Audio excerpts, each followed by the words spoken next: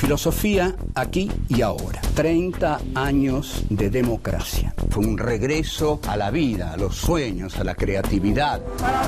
Raúl Alfonsín es la figura de la campaña electoral. Surge la consigna: somos la vida, somos la paz. El gobierno radical iba a juzgar a los militares. Señores jueces, nunca más. Silencio en la sala. El primer gobernante de la democracia argentina tiene que irse expulsado por un golpe de mercado. Del presidente de la nación argentina. Con Menem aparece el Estado neoliberal. Nada de lo que deba ser estatal permanecerá en manos del Estado. Estado mínimo y mercado desregulado. A todos los argentinos. El neoliberalismo está reñido por completo con la democracia. El estallido de la crisis del 2001. He decretado el estado de sitio. Las corporaciones lo que buscan es la vuelta al consenso de Washington.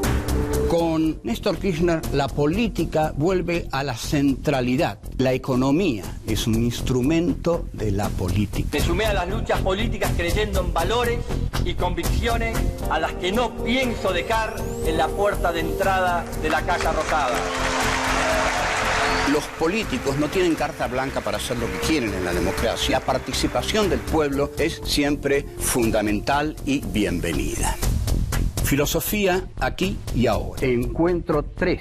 El consenso de Washington. 1. El triunfo del liberalismo. 2. Los 10 puntos de John Williamson. 3. El Estado mínimo y la desregulación del mercado. 4. La crisis del modelo neoliberal. 1. El triunfo del liberalismo. Estamos tratando los 30 años de democracia y en este tratamiento incluimos varios temas esenciales. Uno de los temas fundamentales es el del consenso de Washington, que hoy está en plena discusión porque hay quienes realmente quieren volver a aplicar algunos puntos fundamentales del consenso de Washington, que voy a decir cuáles son en su momento. El consenso de Washington se basa en 10 puntos que dictó el economista John Williamson. Como todos saben, la caída del muro de Berlín se produce en 1989 y ahí el capitalismo norteamericano hegemonizado por Estados Unidos, es decir, el occidente capitalista, triunfa el neoliberalismo. Indudablemente Occidente siente que ha ganado la Guerra Fría, y ha ganado la Guerra Fría. Al ganar la Guerra Fría, la economía de Occidente es la economía liberal. Todo esto se muestra como un gran triunfo de la libertad, como un gran triunfo de la humanidad. Entonces, siempre que un gran poder llega a un momento de la historia en que se consolida, en que derrota a su adversario, declara por terminada la historia. Esto ya lo hizo Hegel en 1831, se lo hizo para Federico de Prusia, la monarquía prusiana. Hegel dijo: la historia ha terminado. Le convenía decir esto porque dijo: la historia termina en mi filosofía. Hegel no era modesto ni tenía por qué serlo. Ahora bien, Fukuyama es el que dice: ha terminado la historia con la caída del muro y el neoliberalismo. Ahora, ocurre algo muy particular. No puede terminar la historia para Estados Unidos, porque Estados Unidos, y sobre todo Estados Unidos y la fuerza más poderosa que tiene, el complejo militar industrial, necesita hipótesis constantes de conflictos. Entonces, desde 1941 que Estados Unidos no declara una guerra, entonces no las declara, pero las necesita. Como las necesita tanto, ya no las declara. Porque para mantener un complejo militar como ese, es necesario guerras e hipótesis de conflicto constante. Dwight Eisenhower, que fue presidente de los Estados Unidos, cuando se retira de la presidencia, da un discurso memorable en 1961, en el que advierte que el desarrollo del complejo militar industrial, que el desarrollo de la economía basada únicamente en la industria de armamentos es anómalo, es decir, no es normal ni es sano. Eisenhower dice que la industria militar no puede ser el eje de la economía. Eisenhower advierte y dice algo muy sensato, que es que, lo dijimos, pero lo repetimos brevemente, que el complejo militar industrial podrá dar seguridad, pero que la seguridad siempre viene cobrándose la libertad de los ciudadanos.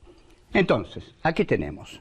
Fukuyama dice que la historia terminó, pero el complejo militar industrial necesita que continúen existiendo las hipótesis de conflicto, o sea, las guerras.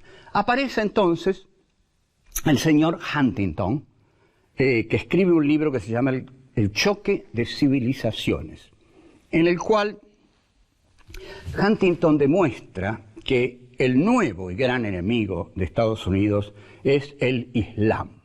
El Islam, así, a secas, el Islam. Todo esto contribuye a disparar la guerra del Golfo y luego la de Afganistán, etc. Ahora, tengamos en cuenta que lo que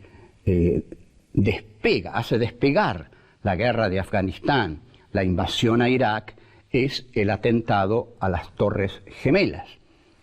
Ahora, ¿qué hace Estados Unidos con América Latina? Que es siempre lo que ellos llaman su patio trasero. Gracias, muy amable. Entonces, lo que hace con América Latina es tener gobiernos títeres, como el de Carlos Saúl Menem. Así llega a Buenos Aires el consenso de Washington, que es muy bien recibido por el peronismo menemista. América Latina se transforma en un lugar de experimentación. La experimentación consiste en Estado mínimo y mercado desregularizado. Estas son las dos consignas fundamentales del consenso de Washington. Volvemos. 2. Los 10 puntos de John Williamson. El economista John Williamson, que es el que diseña el consenso de Washington en sus 10 puntos fundamentales, parece que no ha quedado muy satisfecho de permanecer así ante la historia. Y bueno, mijo, así va a permanecer. Aguántese. Él dice que tiene teorías más sofisticadas, que tiene libros más importantes. Uno es las cosas que hace. Usted hizo esto, ahora su vida quedará aquí cosificada. Usted, Williamson, va a ser para siempre el consenso de Washington, lo lamentamos. El punto 1 del señor Williamson, le guste o no, impone la disciplina presupuestaria. ¿Qué es la disciplina presupuestaria? Es el gasto sobre todo estatal.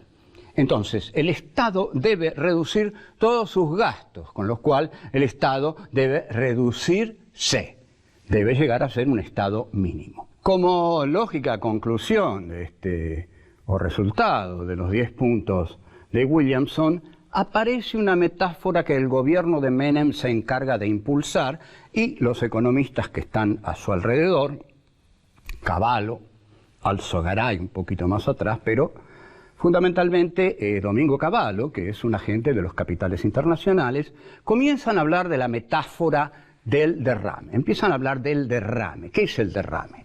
El derrame es que cuando la copa, ¿no? Identifican al país con una copa. Que cuando la copa se llene, es decir, cuando los poderosos queden saciados, la copa se va a derramar. Y cuando se derrame, de ese derrame podrán beber los pobres, la clase media pobre, los desdichados, los que no tienen trabajo, los que el Estado ha dejado a un costado, digamos. Es una teoría que económicamente se expresa así. Primero hay que regular la macroeconomía. Una vez que la macroeconomía esté bien regulada, se podrá ir a la microeconomía, que es la de la gente. La gente, sencillamente, la microeconomía y el mercado interno somos nosotros. Cuando los poderosos toman el poder, para ellos lo principal es la macroeconomía y los mercados externos, o la inversión de capitales externos, que no tiene nada que ver con nosotros, sino que tiene que ver con los poderosos. O sea que habría dos formas de orientar una economía: o darle más importancia a la microeconomía, que va a favorecer a los desfavorecidos, o vienen los poderosos y le dan más importancia a la macroeconomía, y cuando la macroeconomía está establecida, aquello que sobra va a ir para el pueblo. Es una concepción un tanto oligárquica. ¿Por qué oligárquica? Porque oligarquía quiere decir gobierno de pocos. Así de simple, no es un insulto oligarquía. Oligarquía es una palabra que está en la política de Aristóteles y que quiere decir gobierno de pocos. Bueno, el neoliberalismo es un gobierno de pocos, porque lo que más cuida es la macroeconomía, que es la economía superior, la macro. Y de lo demás, bueno, hay que esperar que se derrame. O sea que la gente es una especie de teoría de la paciencia, o teoría del, bueno, aguántese, espere que el país esté bien, o sea que nosotros estemos reventando de dinero y lo que quede va a ir para usted. Esto hizo el gobierno de Menem. Para esto hay que reorientar el gasto público. Esto quiere decir que hay que reorientar el gasto público, quiere decir que, bueno, que hay que reorientarlo en el sentido de las necesidades de la población. Pero esto es una mentira miserable. Simplemente es para darle un toque populista al consenso de Washington, cosa que no se cumplió.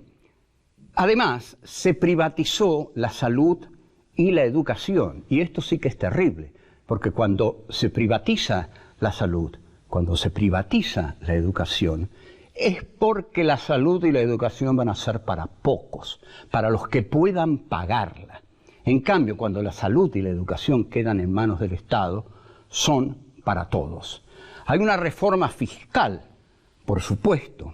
La reforma fiscal significa que los impuestos van a ser manipulados de tal forma que a los poderosos no se les van a cobrar impuestos especiales, sino moderados o incluso los mismos impuestos que se le cobran a los pobres, lo cual es una barbaridad, porque si uno le cobra a la, digamos, la General Motors, los mismos impuestos que a la carnicería de Pepito, la carnicería de Pepito dura 2 o 3 días más y se acabó.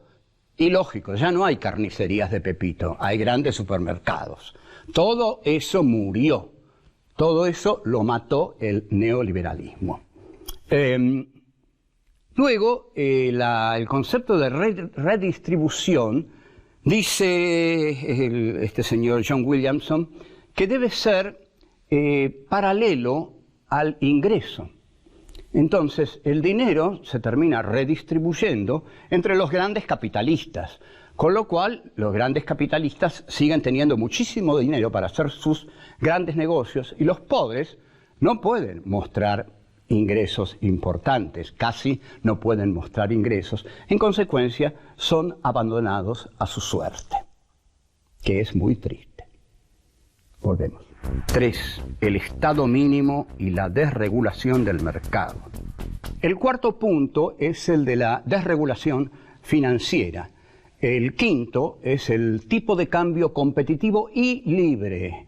Y el sexto es comercio libre entre naciones. Brevemente, la desregulación financiera implica que el acceso a la financiación es igual para todos. Mientras que en el estado de bienestar hay siempre una preferencia del crédito encauzado hacia las pequeñas y medianas empresas que tienen que competir con los monopolios.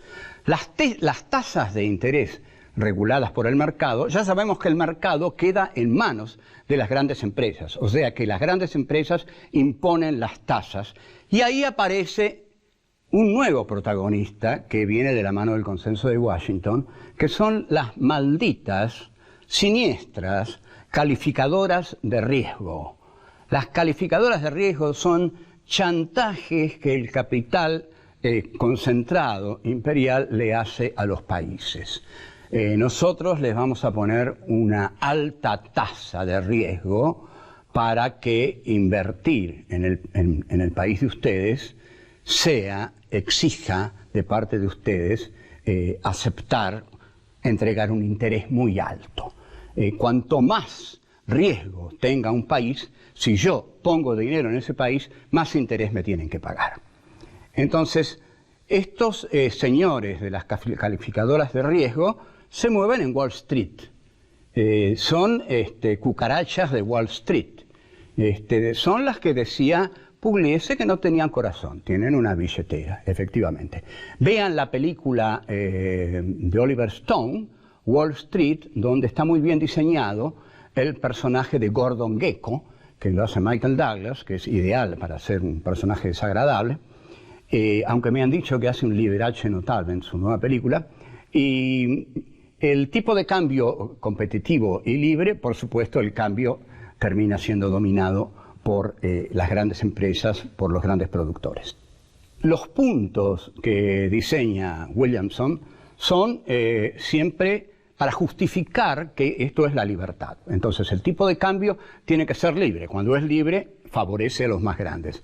El comercio tiene que ser libre entre las naciones. Todos sabemos que hay naciones poderosas y naciones no poderosas. Y la apertura libre a las inversiones extranjeras implica abrir el país al dinero extranjero que viene aquí a hacer su gran fiesta porque el Estado le paga intereses fabulosos. Todo lo que hemos visto, privatización de empresas públicas, implica que las empresas públicas se venden, se malvenden y ese dinero va a la corrupción menemista. Los mercados se desregulan, son libres, tal como el poder lo quiere, y el poder pide seguridad en los derechos de propiedad. Esto es muy notable porque piden libertad para el capital, que el capital entre donde quiera y entra al país y se compra lo que quiera, pero a la vez quiere que figure claramente que el Estado no puede intervenir en la economía. Entonces, el Estado queda fuera de las decisiones económicas que quedan en manos de los banqueros de aquí y de los organismos internacionales.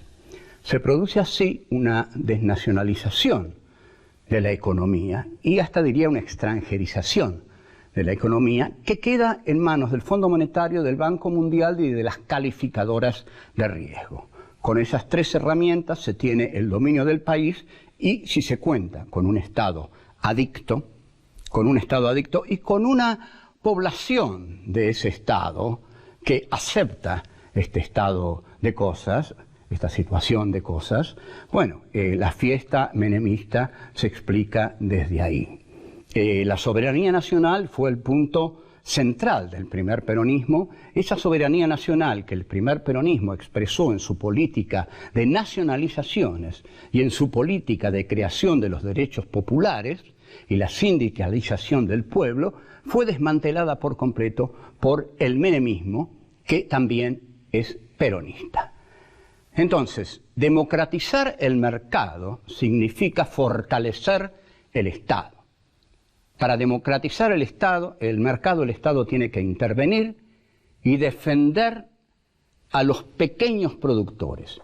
Entonces, a ver si esto queda claro, la batalla de hoy en la Argentina es entre un Estado fuerte, intervencionista y un estado de bienestar, y un Estado débil con una economía desregulada, librada a su propia dinámica, que favorece a las grandes empresas. Volver a la economía de los 90 es volver a esta concepción de la economía. Estado débil y mercado desregulado que se lo devoran los grandes monopolios. Esto produce un gran desempleo, porque al no existir una industria que incorpora a aquellos que están sin trabajo al trabajo, y la pequeña y mediana empresa da mucho trabajo, millones de personas van a la marginalidad. Y los negocios lo hacen la clase política y los grandes monopolios internacionales. Eso fue el menemismo y eso muchos tienen ganas de que vuelva. Tratemos de evitarlo. Hasta luego. Vuelvo. 4. La crisis del modelo neoliberal. Pero no todo termina tan feliz.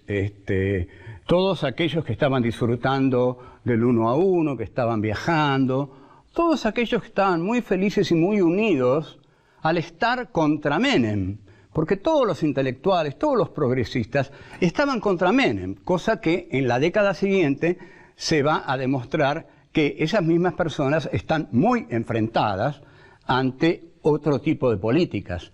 Pero estar contra Menem nos unía a todos, éramos todos hermanos contra Menem, que también nos llamaba hermanos y hermanas, no sé si ustedes recuerdan, hermanos y hermanas. Pero el Estado neoliberal se produce su colapso en el año 2001, un año muy interesante, porque asume una experiencia casi incalificable en la política argentina, que es la alianza. El gobierno de Fernando de la Rúa,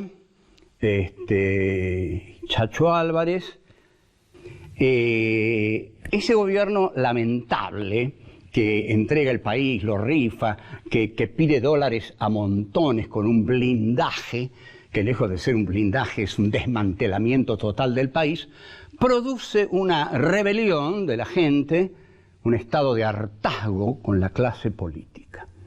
Porque nosotros empezamos diciendo que los políticos tienen que representar al pueblo. Cuando se representan a sí mismos, en algún momento el pueblo se da cuenta de que está siendo engañado. Surgen así las asambleas populares, que son asambleas de democracia directa. La democracia directa es la que surge cuando la democracia por representación desengaña por completo al pueblo y el pueblo decide asumir su propia expresión a través de la democracia directa. En la democracia directa tiene mucha importancia un concepto de Deleuze y Guattari, de un libro que se llama 1000 mesetas, que es una figura tomada de la botánica, que es el rizoma. El rizoma es una figura horizontal que cada bulbo tiene su centro en sí mismo y se conecta con el otro. Entonces, esta idea de la democracia rizomática es la idea de una democracia horizontalista en la cual cada uno de sus integrantes tiene el poder en sí mismo. Y esto, Deleuze y Guattari lo oponen al esquema arborescente. El árbol hunde sus raíces en la tierra y se eleva hacia arriba, ejerciendo un verticalismo, ejerciendo una autoridad dentro del grupo rizomático. Entonces, la democracia directa enfrenta un problema bastante insoluble, que es cómo se conduce a una masa horizontalista en la cual cada uno vale lo mismo que el otro. No se la conduce, no hay conducción. Entonces, esta falta de posibilidad de conducción reclama nuevamente al esquema arborescente, que en política sería el del conductor, el del líder, el de aquel que es proclamado como el político que va a conducir al conjunto. La crisis del 2001, la consigna que tiene es una consigna que une a los sectores populares y a la clase media. Piquetes y cacerolas, la lucha es una sola. Luego, la clase media recupera su nivel económico, lo recupera con el gobierno de Néstor Kirchner y olvida a los piqueteros. Hay una hay una interpretación existencial de la clase media que voy a dar y que es la siguiente. Préstenme atención. La ontología quiere decir una teoría del ser. Vamos a dar una teoría del ser de la clase media. La clase media no quiere ser lo que es, clase media. La clase media quiere ser clase alta. Y la clase media no quiere ser clase pobre, no quiere ser pobre, tiene terror a ser pobre. Este es un esquema existencial durísimo.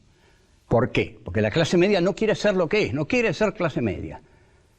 Quiere ser algo que no va a ser nunca, clase alta, y tiene mucho miedo de ser algo que no es, pero puede ser, clase baja. En esta coyuntura, ¿qué hace la clase media? Bueno, cuando la derecha arroja a la clase media a la pobreza, la clase media se une a los pobres y larga esa consigna. Piquetes, cacerola, la lucha es una sola. Entonces surgen los gobiernos populistas y la clase media está contenta hasta que recupera su nivel adquisitivo. Cuando recupera su nivel adquisitivo, la clase media se harta de los gobiernos populistas y se une a las clases altas, que es algo que quiere denodadamente.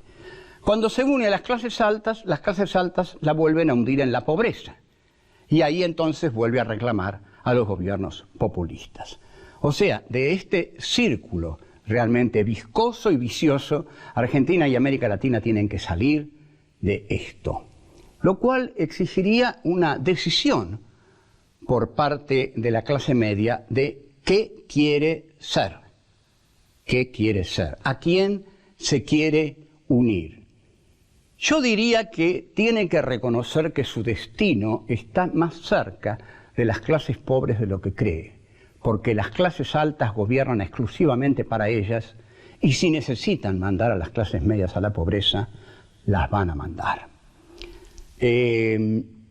Entonces, el consenso de Washington que hemos venido estudiando excluye la posibilidad democrática porque es un consenso establecido para los grandes propietarios, para los grandes capitales, para la ausencia de un Estado que proteja a la ciudadanía pobre. Entonces, es antidemocrático. Nosotros, entonces, no estamos con el consenso de Washington porque estamos con la democracia de la cual seguimos festejando sus 30 años. Pero no vale solo con festejarlos. Hay que defenderlos y defender sobre todo su continuidad. Chao, hasta luego.